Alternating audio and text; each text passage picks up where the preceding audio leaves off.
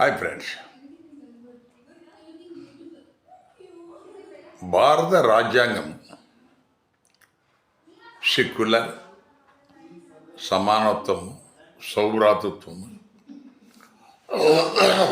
Equality before law, ఇలాగా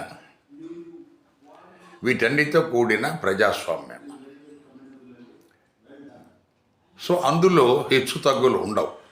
ఒకరు ఎక్కువ, ఒకరు తక్కువ, తర్వాత పలానోళ్ళ పనులు చెయ్యాలా, వాళ్ళు దానికోసమే పుట్టారు, ఇలాంటివనేది సనాతన ధర్మంలో భాగమే కానీ, మనుధర్మంలో భాగమే కానీ భారత రాజ్యాంగంలో భాగం కాదు. కానీ ఈ రాజకీయ నాయకులు పెద్ద పెద్ద పదవుల్లో ఉన్నవాళ్ళు, మనకు సీఎంలుగా ఉన్నవాళ్ళు, డిప్యూటీ సీఎంలుగా ఉన్నవాళ్ళు, మంత్రులుగా ఉన్నవాళ్ళు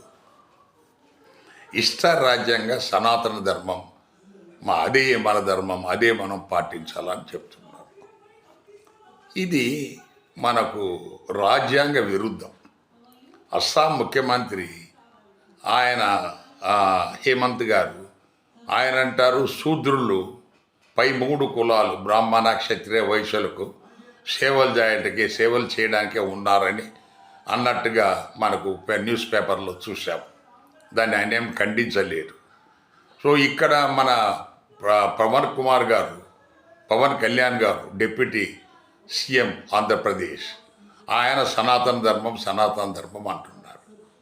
ఈ సనాతన ధర్మం అనేది భారత రాజ్యాంగానికి అది ఆమోదం లేని విషయం.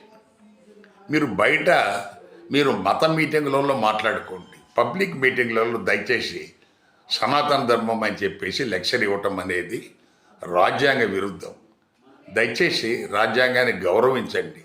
రాజ్యాంగ పరంగానే మీరు ఆ పదవులో ఉన్నారు. అందువల్ల రాజ్యాంగాన్ని గౌరవించటం మీ బాధ్యతగా మీరు గమనించగలరనేది ఈ వీడియో విజ్ఞప్తి. Thank you.